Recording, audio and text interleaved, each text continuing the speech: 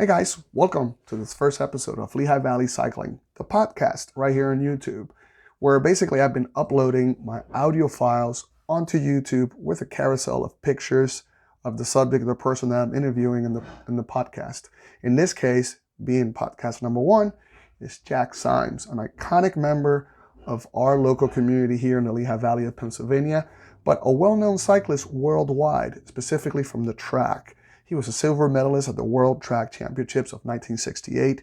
He's been a promoter for multiple events, and also he was a coach, part of the national team at one point as well. So, it's very interesting talking to Jack, getting his perspective and his history of like how things were in the past and how things developed in our area.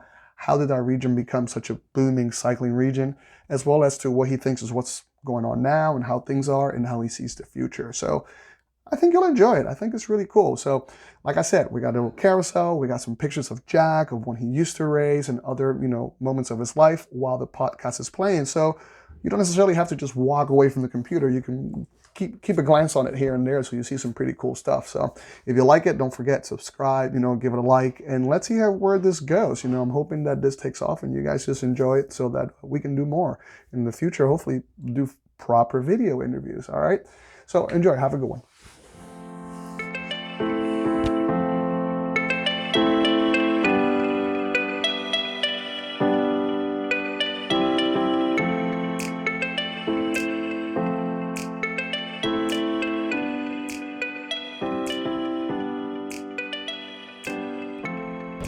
I was born close to New Jersey. That's up in Bergen County, bedroom community of New York City, actually. And I was raised there from when I was a kid. And that's where I began my cycling on the back roads of New Jersey. Cool. Not too long after World War II ended. Wow. Time has flown. That's for sure. Wow. When you mention World War II, that's definitely a pin in history. What was your first velodrome? Was it Casino in New York? Yeah, well, actually, when I was growing up racing, we didn't have a velodrome near me. The nearest velodrome was 1,000 miles away in Kenosha, Wisconsin. Oh, wow. And so when I was younger, I was deciding whether to go onto the road or the track in cycling, and my father said, well, it's probably easier to break through eventually internationally at this point as a track cyclist. And we had a lot of tradition in track cycling in the United States. It goes way back. So that's kind of the direction I went in. And to train for that, we used a system of marking out distances on straight roads. Wow. And when I got older, actually, and was preparing to try for the Olympics and things like that, I would go to underpasses of highways. They have those cement embankments. Yes. And learn to balance on those. That's how I Wow. began my track experience. Casino came into existence in about 1963. But by that time my career had been launched already. So. Gotcha. Yeah. Gotcha.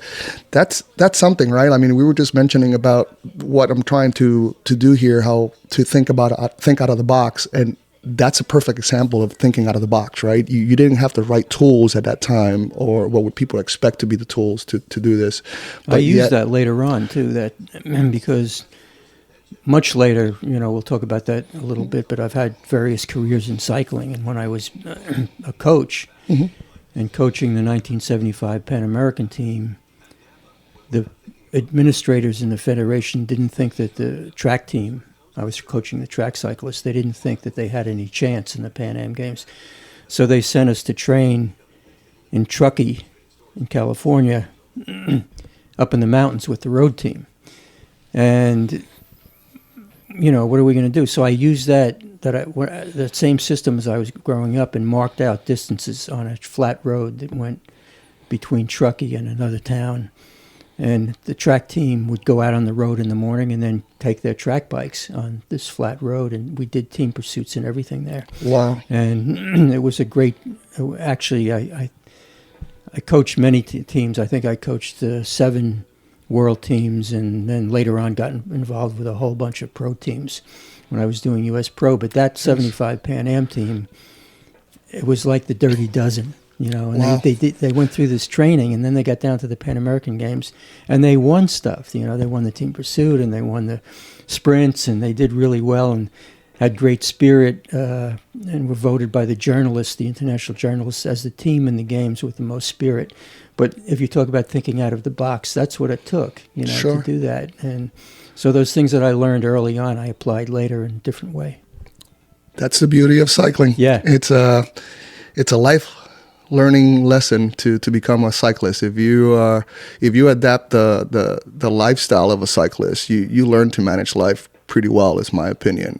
It teaches you how to prepare, how to think ahead, planning, It's a very sacrifice, complex investment. sport. There's a lot of things involved in cycling. You know, it's a very broad sport, and it's a tough sport. It can be a cruel sport, like life. Correct. You know, you're absolutely right.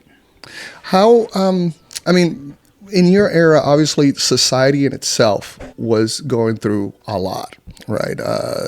Coming out of World War II and many other conflicts and social difficulties. Would that be part of developing that successful group of cyclists that we had in that era that made them, in my opinion, I don't know, wanting a better lifestyle through cycling and not necessarily just taking it as a bit of a game or anything like that, or just a normal? Because to me, cycling's not a sport; it's a lifestyle. So you have to be full in to be pretty much, you know, successful at it. Yeah, well, it's a passion, you know. And Agreed. growing up in those days, cycling was those were the really lean years of cycling. Maybe from 1945 until early 70s or into the mid 70s, where it was almost an underground sport. Okay. So we didn't have the depth, but we had quality, you know. And it did take a certain drive and a passion. Like if you wanted to be, when I was growing up and I was 13 years old, I had to write a composition. What do you want to be when you grow up? And then I wanted to be a professional cyclist already at that age. Wow. But I didn't want to write about it because I didn't think anybody would understand what cycling was. It was an underground sport. Coming out of World War II, our sport before that had been all on velodromes. Correct. And now it was kept alive by clubs running on back roads like I was racing on in New Jersey. And so I wrote I wanted to be a dairy farmer, and went on. And then as things progressed, and I was reading European cycling magazines that my father had gotten, I eventually wanted to go and try over there, you know. And to do that, to go to Europe, it's not like now where everything's, if you're on a federation team, there were no federation teams. Nobody was looking at Europe whatsoever. You had to go on your own. And what got me going was the connections were passed down by a rider named Jack Hyde, who had been a real tough individual. Went to Europe on his own, got third in the World Championships, came back, started spreading knowledge around. It just so happened that my dad had coached him, so I was somewhat close to him, and he made the connections for me. So when I went to Europe on my own, this is long before there were the communications we have today, especially like the internet. But in order to communicate with home, you hand-wrote letters, or you went to American Express and waited for an hour for the telephone call to go through. Oh my! You know, so it was really different.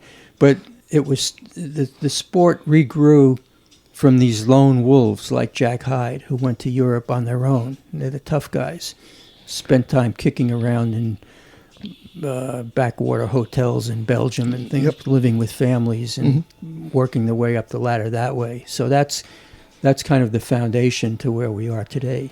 So you mentioned your father coached him, meaning your father also indulged in what I call the pleasures of being a cyclist. Third generation racing cyclist. Third generation. Yeah. So your son Jackie is the fourth. He's the fourth, and my Generation nephew son. Ryan is also the fourth. Fourth, yes.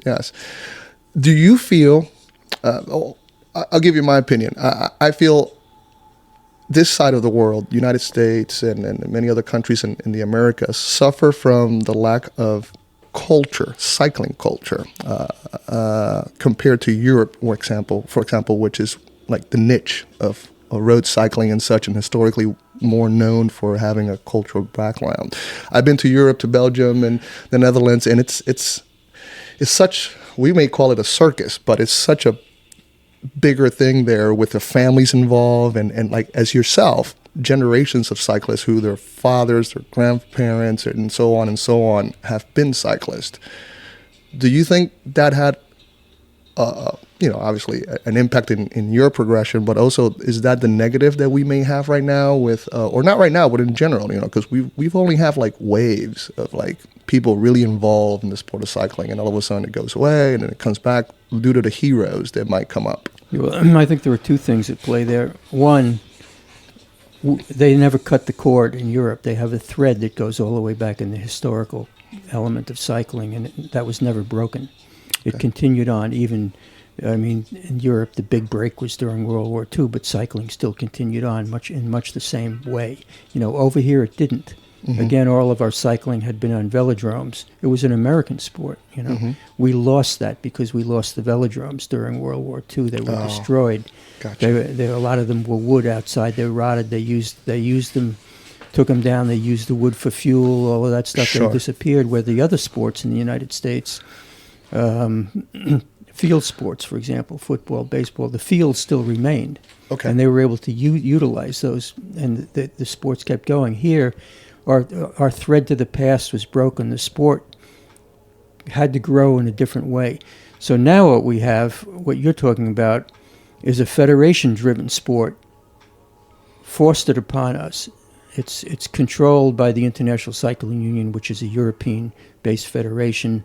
It's then linked together. Cycling, we have this thing called a license. You know it well. Mm-hmm. That links us together.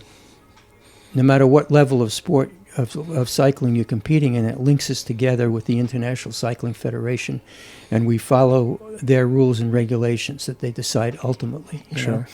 So what we have now is a European sport being foisted upon what we have here, and it doesn't fit.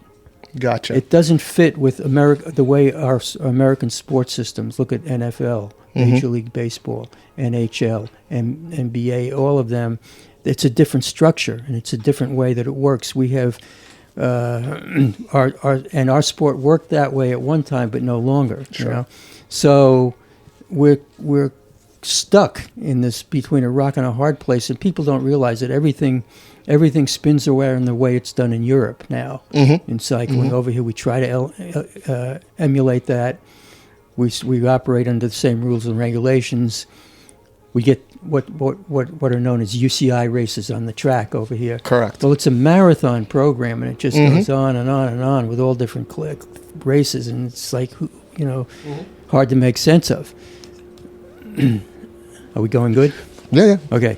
And so what we need here is something that will cross over into the American sports system.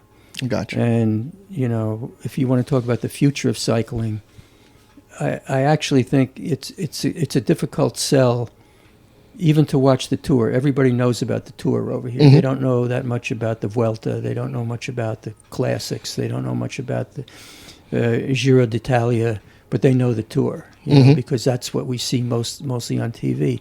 But even as a cycling, I can even ask you, how much of the Tour do you watch? I watch it in the mountains. You watch it in the mountains, or you watch the last 10 minutes of the stage? 100%. And being somebody who's been in the car of many events as a mechanic and a director, it's even in the car, it's sometimes difficult to just stay awake, right? On these long stages where everything's kind of scheduled and it's just a theatrical play. I cannot disagree with you. It's definitely, even though I have the biggest passion for that type of racing, and that's why I got involved. There's a drama to it, and getting to know all the behind the scenes things is something that fascinates me all the time. But agreed. I mean, we definitely are different, and that's something that I've been seeing for a long time. And analyzing myself, with the opportunity to go to many different places. China was one of the last few countries to start incorporating a lot of cycling and even the road scene, and meeting folks out there and interacting with them.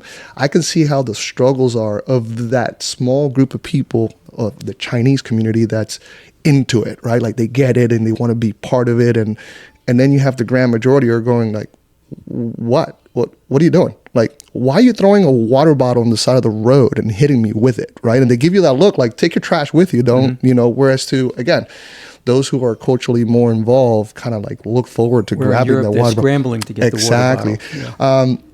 So that makes total sense that we're just approaching it in a different way by just mimicking what works somewhere else instead of it's a sticking to what. federation-driven sport about climbing mountains in foreign lands. That's what we have over here. That's not going to cross over into the American public. But cycling does have a place. I mean, if you go back to the very beginning days of the Velodrome, which has driven cycling in the Lehigh Valley for a long time, the objective was to cross over into mainstream America. In those days, in the very beginning or early days of the Velodrome, if it didn't have a ball or a horse or an engine involved, it wasn't considered a sport in the valley. Fair enough. Mm-hmm. And so we had to cross that line, bring in the main sports fans, which has been lost now in the Lehigh Valley. That's gone. It has to be rekindled.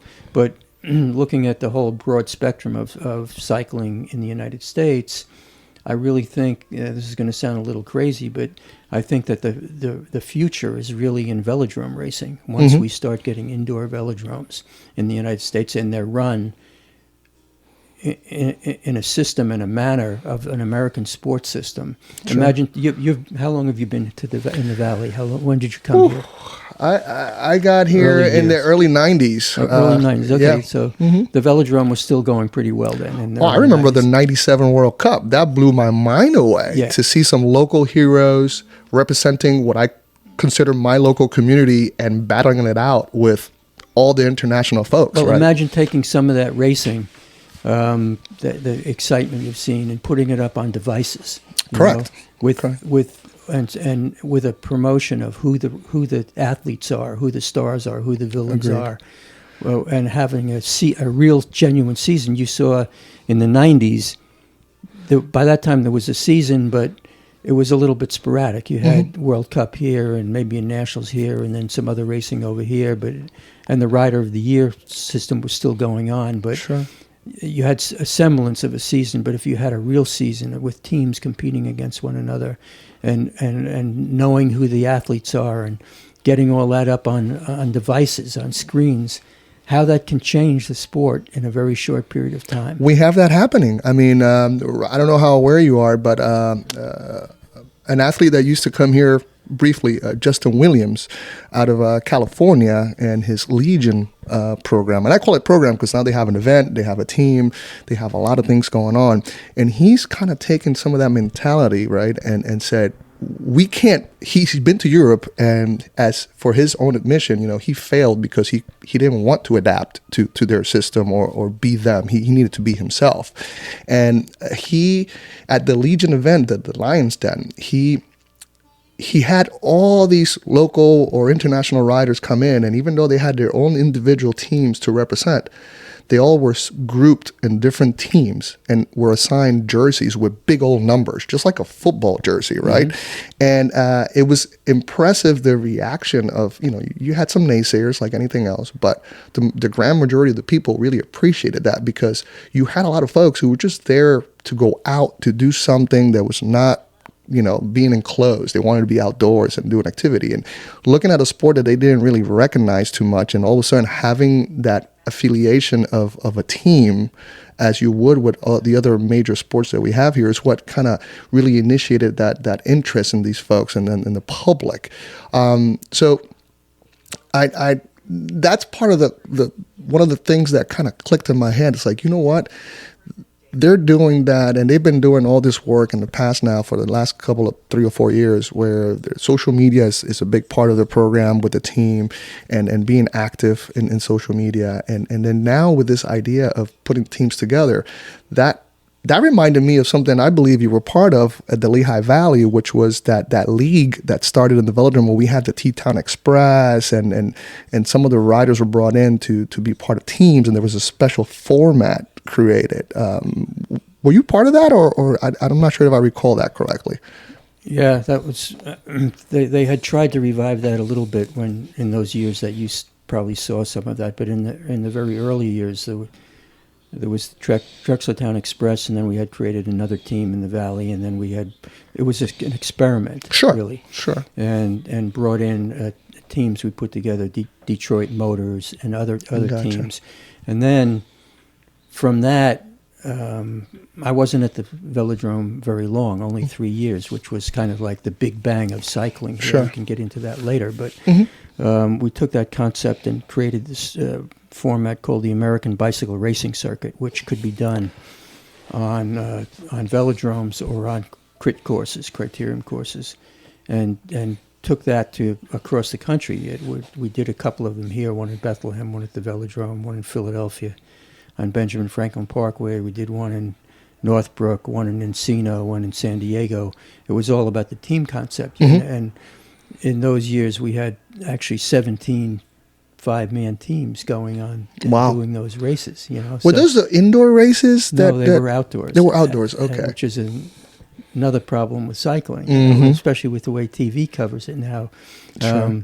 On the road, you're okay, but if you want to take this and make this an arena stadium sport, which I believe is where it's going to go eventually, and put it on the devices, it can't get rained on. You really have to run the events. Correct. Because the athletes are there and the sponsorship is behind it, and even experimenting at the Velodrome. Here we took out rain insurance with Lloyd's of London. Gotcha. But you never recoup what you lost because people plan. Yeah. And they plan to go there on a Saturday night or a Friday night, and they bought their tickets and they're doing something else on another night, and you lose the crowds. You have to pay extra expenses to make the races happen the next day and keep the athletes over, and it doesn't work. So it's going to have to go indoors eventually. I see it. Makes sense. Way. I mean, cycling is such a broad sport.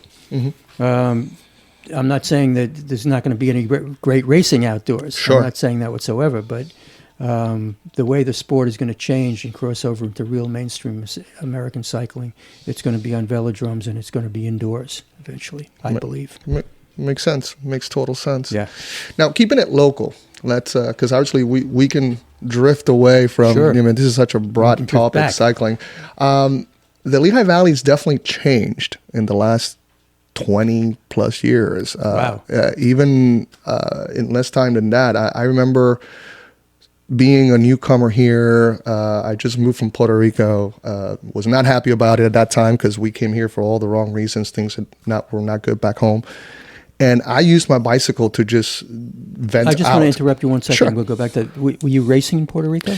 I was in Puerto Rico. I was selected to the junior national team. I was part of the program itself. And just when I believe I was about to start peaking and started to really get engaged with the cycling program back home, my mother lost her business to Hurricane Hugo. And she had no other option to say, I need to explore something outside of the island. So graduated high school, and this scarred me for life. I got my diploma at 11:30 in the morning, and at 3:45, I was on a plane heading out to New York City to stay with my godfather there. We moved to Allentown, and I had to work. My mom didn't speak the language, and so I worked and stopped everything. Right? I had nothing going on. So basically, my bike is what kept me sane. So by fortune, I got lost just riding my bike. And back then you could get lost because you have back roads, you have farms, you have all this landscape that could be changed. That could be confusing for somebody who doesn't know the area to get around.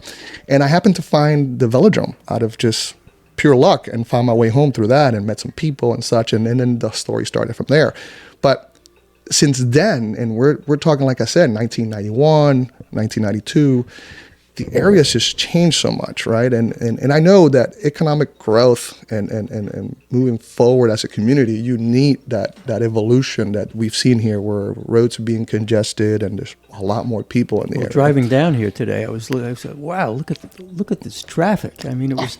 We never had that, right? Yeah. Like there was that didn't exist in the area, and so I see that as a double-edged blade. Or double-sided coin. When we had that era back then, people had to come from abroad to come and enjoy the Velodrome. So having a smaller community meant you probably had less people to expose the product. You had the less people to market to, unless you, back then we didn't have the tools we have now, and now we have more people. So it's in the business aspect, 10 times it's more. great because you have more possibilities. But at the same time, as a cyclist, you feel that because you're like, wow, it's dangerous. I have so many more vehicles, and the roads are disappearing and becoming highways or such. You've been here way longer than me. I mean, you created the Derby, our local famous ride. That's true. So how does Jack Symes see all this evolution right now through the years? Well, I can't really put a sort of a value judgment on it. Sure. I can't say this is good or it's bad. Of course. It's what it is. Gotcha. And you have to see the opportunities where they are and deal with the negatives. The negatives, from a cyclist point of view, there are too many cars on the roads. We're riding the Derby route, and there's too many cars on Friday afternoon, and they're crowding us. But it's all relative. I grew up near New York City. We rode in New York City. You get to a point where you learn to adapt, and coming from that, I already had that, so the traffic never bothered me personally. But Gotcha. It does bother others. But from the point of view of if you're talking about promoting an event or running the Velodrome or selling bikes or whatever it is, that's a positive to have more people. Agreed. And the around the Velodrome now, where the 222 bypass goes off of every intersection, there are townhouses and cluster housing and so many people that can be brought into the Velodrome. Should have been brought into the Velodrome. There haven't been. All that opportunity it's just there waiting. Untapped. Mm-hmm. Okay. All right. So we definitely agreed on that point. But it is a tricky edge, right? Like a tricky situation, like to create. Because one of the things I've noticed too, and going back to what the format will be in the future for cycling in the U.S., right? Velodromes, enclosed environments. A big part of what we do too here in the States is the infamous criterium races, right? That nobody outside in the U.S. comprehends. It's definitely unique to us having proper, short course crits as we have here historically. Well, that's another cultural issue also, because if you look around, to do those sort of things, you need promoters. Mm-hmm. And where are the new promoters? Especially, 2 years doesn't seem like a long time, but the 2 years of COVID changed a lot of things also. Mm-hmm. We're coming out of that a little different than we went in. When we went in, there was still outdoor racing going on to a degree, and then it disappeared for a while, and then now it's coming back a little bit. But you don't have people are doing other things. The younger people are not going into promotion of events. They're what did you do? You promoted a Zwift race. Mm-hmm. Mm-hmm. You can do that from your studio here. Correct. And the way riding, a lot of people are riding indoors now on Pelotons and Zwifts, and true. It's changing the form. The Peloton, I think it'll swing back again, mm-hmm. But it remains to be seen if the younger people who would be normally coming in years past into, I want to run a race, or whatever level it is, and start doing it that way, and then begin to build up something and get bigger and bigger events. That's missing right now. We don't know how that's going to shake out in the future.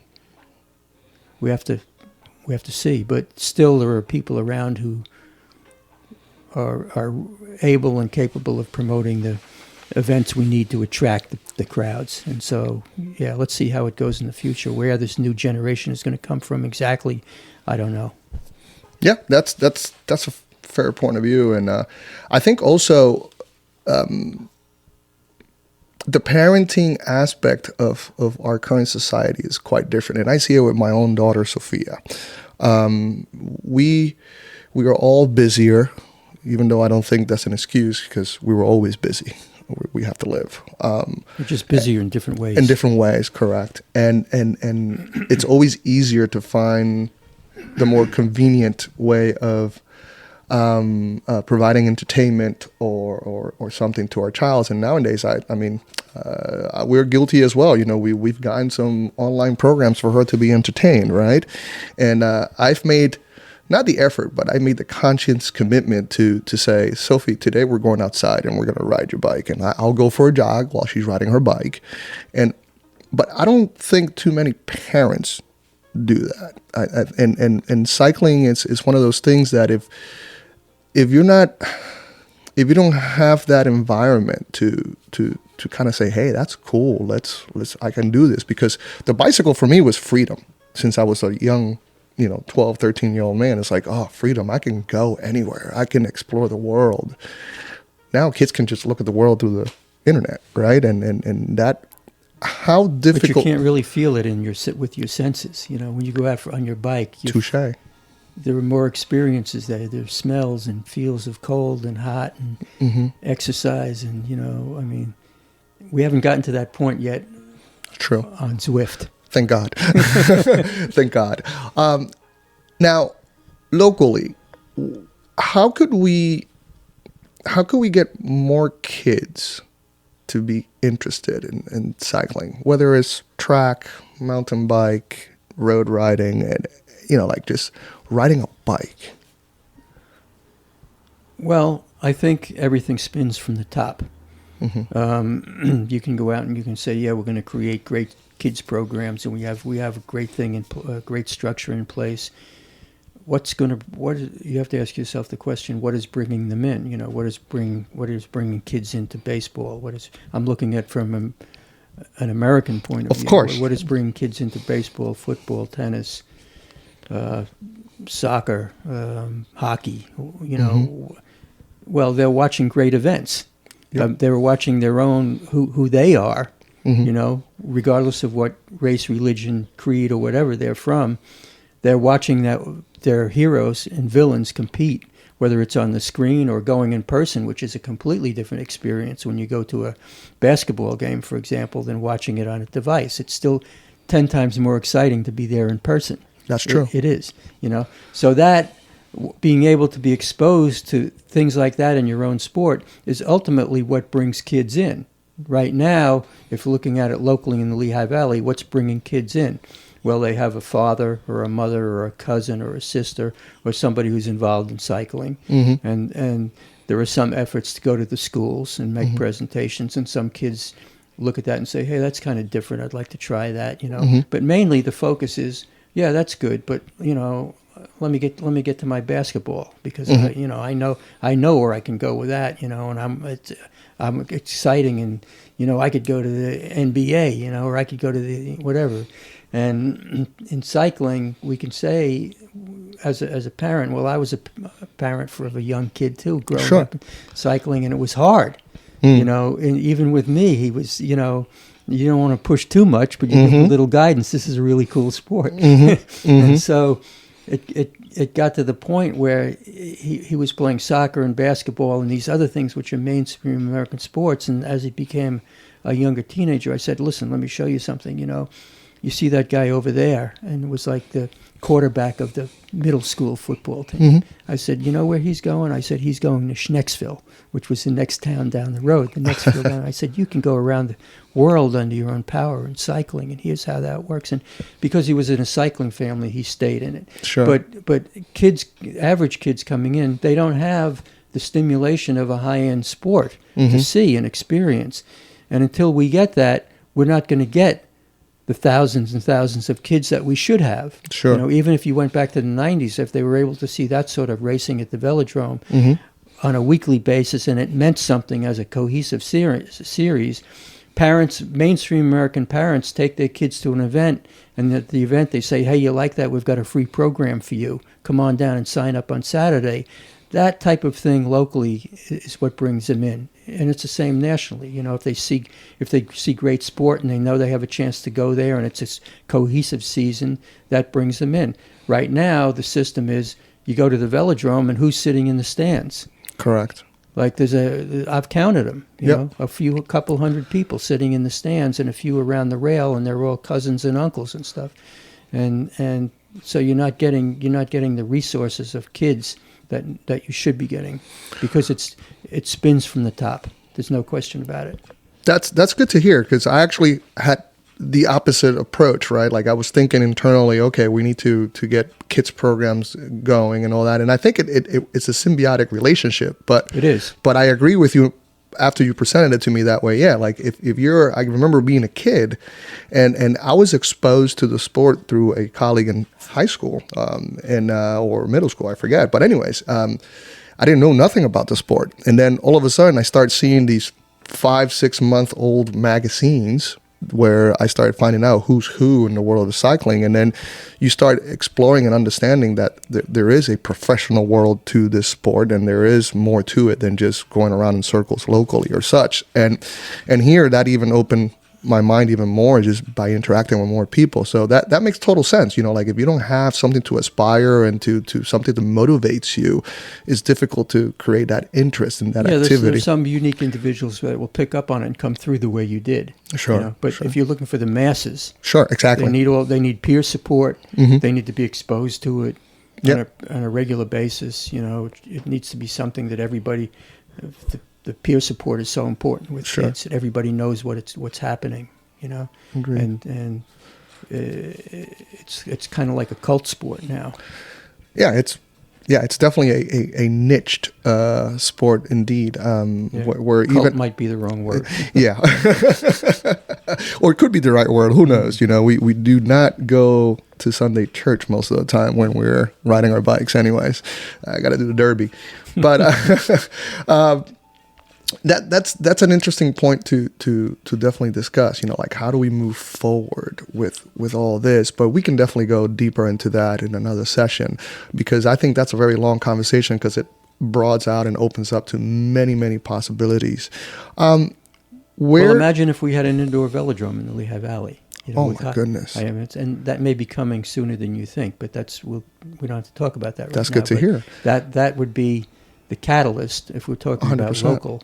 Yes. That's going to change things dramatically. That would be fantastic, because obviously we know that by having an open velodrome, an exposed velodrome, and an outdoors velodrome, it's challenging, because you're limited to time of usage, participation, and you're kind of bound to whatever the weather allows you to do also. So that's part of it, but mm-hmm. that's not the main problem out there at the velodrome. I mean, you know, it's what's happened to the promotion of the place and the types of racing and the revolving door of management, and how that all began to diverge a little bit. That all began to happen actually, I think, when Bob Rodale died.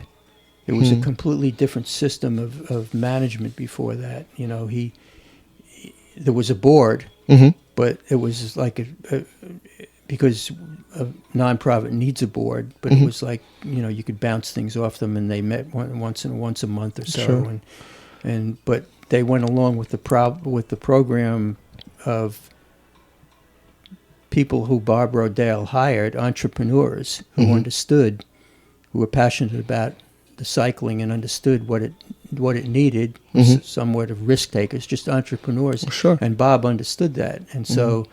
He had a direct relationship with the management, and it didn't. There was no board trying to push their own personal policies or micromanage anything. The management and Bob worked together, and Bob would say to the board, "This is what I think we should do," and then the board just plain did it. Period.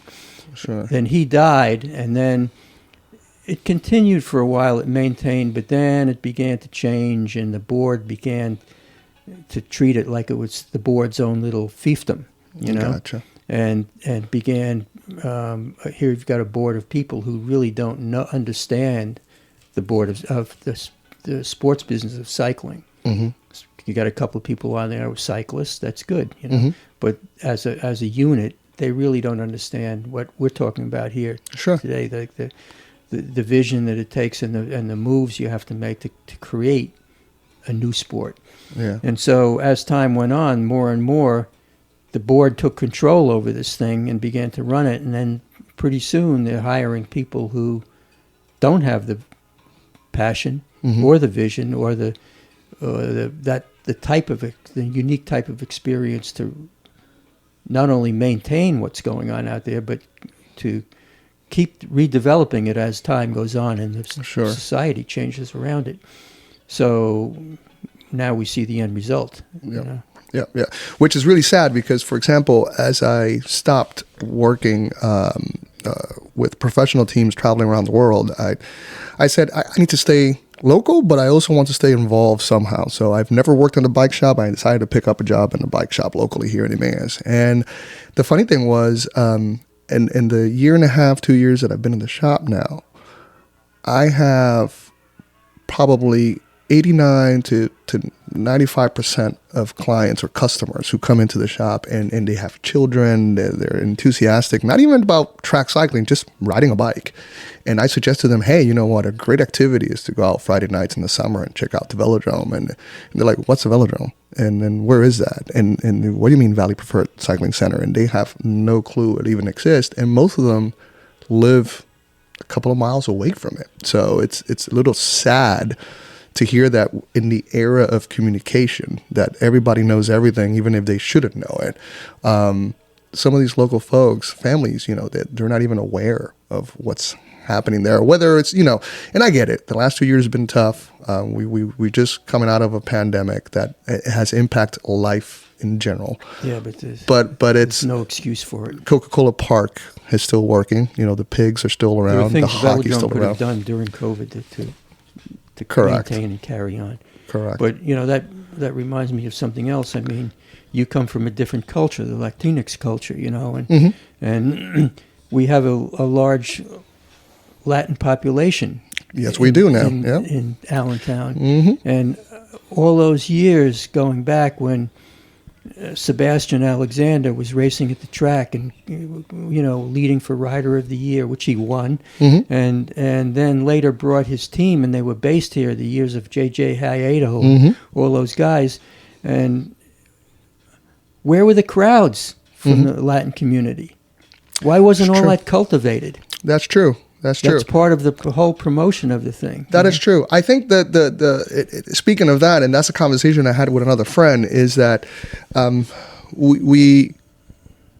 there is this perception, right, of also be careful who you bring into our little gem, right, and because I experienced that myself in the past, where all of a sudden, we don't want to bring too much of that, and so of the Latin Americans or the minorities, and I don't think you're a person that sees it that way, because you have always been quite completely neutral and everybody is everybody. But for example, I remember many years ago, I offered to say, hey, I want to start bringing in more of the minority kids into the program, into Air Products and such, and I was hit with a reference well, be careful, because we don't want to deal with the wrong type of person either. I was like, well, you can't say that about children, because we have to guide the children. But anyway. So you experienced prejudice? To a certain extent, not directly to me, but just in the sense of express to just being careful or for some reason. So well, there it is. That's right. It was right in front of my eyes. Why aren't they? I mean, there are Spanish newspapers and blogs and everything. Right here, that all that info could have. These great riders are here from South America. Yeah, and it was amazing to. I remember having an experience with one of the Argentinian riders that I hosted many years ago. I can't remember his name now. It's been so many, but he made a relationship with fans, right? Like the fans were from Guatemala or from some other country, not even Argentinians, but just the fact that he was Hispanic, he was Latin, and he was part of the conversation of racing, like he was getting results and such. Guato, that was his last name. They invited him to dinner. They took him out, and they just kind of wanted to host him, and they started bringing more friends and families just because they say, hey, there's somebody here competing that we can relate to, and even though they were from different cultural backgrounds, they were still Hispanics, but different countries and such. There was that connection, and I think that's something that they haven't tapped into for some reason. I was listening, for example, to one of my heroes from back in the days, Nelson Vale, out of New York, the cheetah. And listening to some of the things that he went through back in his era and his time when he was a bike racer, it's like it's all improving, as he said himself. It's all getting better, but it's still, there's still a process to go through. And even to get kids from that type of community involved, sometimes it just takes, going in there and getting them, right? But that takes me back to what you just said earlier, though. If you don't have a good product, if you don't have an elite professional type of environment that people can aspire to, you really don't have anything to offer. Well, that's the key. That's the secret to the success of anything. Correct. Applying it to the cycling and the velodrome we're talking about here. There's like we spoke about earlier before we went on the air here. Having a great product is the key. It sells itself. Correct. Okay, you've got to market it, but it ain't that difficult. That is true. And that's the key. Who can create the great product, or what is the combination to create the great product, which doesn't seem to be understood at all. Agreed. Jack, where does Jack go moving forward? What does Jack do? I understand you have a project going on related to a velodrome as well. Aside from that, what does Jack do nowadays, like in the current times? I'm pretty, creating indoor velodromes is not easy. That takes a fair amount of energy and fair enough, and time, And so I've been working with Josh Recknitz up in New York City on a velodrome, an indoor velodrome for New York City. We got really close to nailing it down before COVID. And then that just, everything dried up from that point on. It's like starting all over again now. But I'm also interested in, because we've reached new lows down here in track cycling in general, in helping along my vision of indoor velodromes and putting the sport there. I think the Lehigh Valley would be a great place to do it. So, I've got some energy going in that direction as well. Fantastic. So that's kind of where Jack is going. Excellent. That's very good news because we need it. Something that I would like to definitely accomplish is myself get more engaged, start projects, some of them involving just coaching or just getting people into cycling.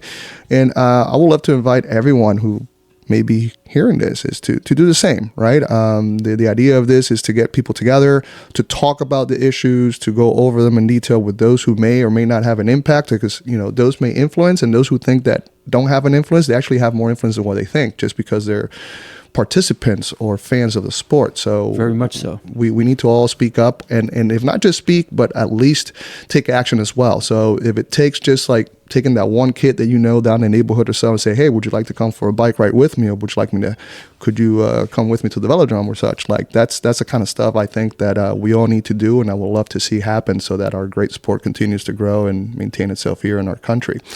Jack, we're going to cut it for today. But we're definitely going to have you back in a possibly more organized format as well, as we keep developing this interviewing and communication podcast of cycling in the Lehigh Valley. Thank you so much for being with us. My pleasure, Jorge, and thank you for starting this. I think it's going to fill a niche in the valley for cycling. Yeah, it's going to be a good thing. I hope so. Wish you the best. For everybody. All right, guys, have a good one. That's it for today.